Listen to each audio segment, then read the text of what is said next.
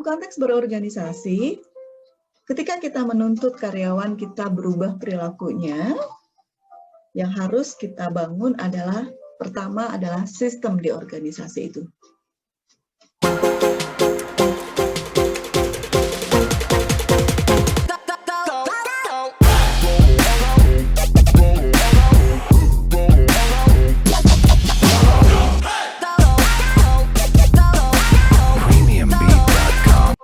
Halo, saya Firly dari Ardana Konsultan dan pada kesempatan kali ini saya ingin membahas mengenai perubahan. Dalam konteks berorganisasi, ketika kita menuntut karyawan kita berubah perilakunya, yang harus kita bangun adalah, pertama adalah sistem di organisasi itu. Apakah sistem di organisasi memungkinkan untuk munculnya perilaku yang baru? Apakah sistem di organisasi memungkinkan untuk terpeliharanya perilaku yang baru? Lewat apa di dalam sistem? Lewat sistem pengembangan organisasi, lewat kebijakan, lewat SOP, lewat aturan, lewat budaya. Itu adalah sistem-sistem di dalam organisasi yang dibutuhkan untuk mendukung suatu perubahan perilaku. Yang kedua yang harus kita pahami adalah individu itu sendiri. Kalau saya mengibaratkan individu itu seperti bawang, maka perilaku itu adalah lapisan terluar dari bawang.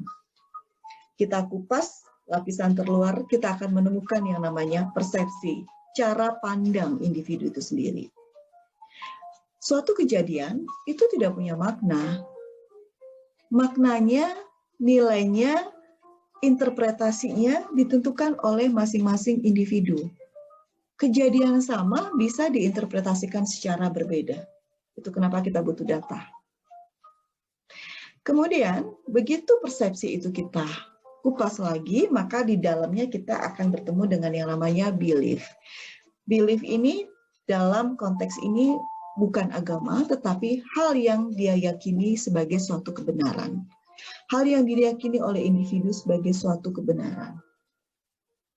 Jadi, kalau mau mengubah orang lain, maka yang harus kita ubah apa?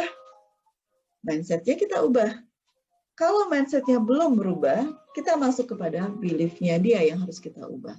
Sistemnya kita bangun.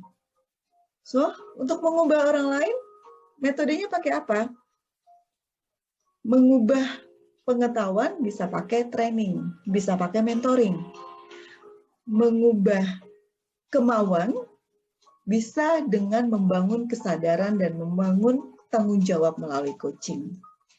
Mengubah belief, maka yang harus kita lakukan adalah counseling. So, teman-teman semuanya, berubah itu bukan hal yang mudah, tetapi berubah itu juga bukan hal yang mustahil untuk kita wujudkan di dalam organisasi. Ingat ya, ada sistem organisasi dan ada individu. Ada pengembangan organisasi maupun ada pengembangan individu. Sekian dari saya. Terima kasih banyak atas perhatiannya. Sampai bertemu di kesempatan yang selanjutnya. Terima kasih.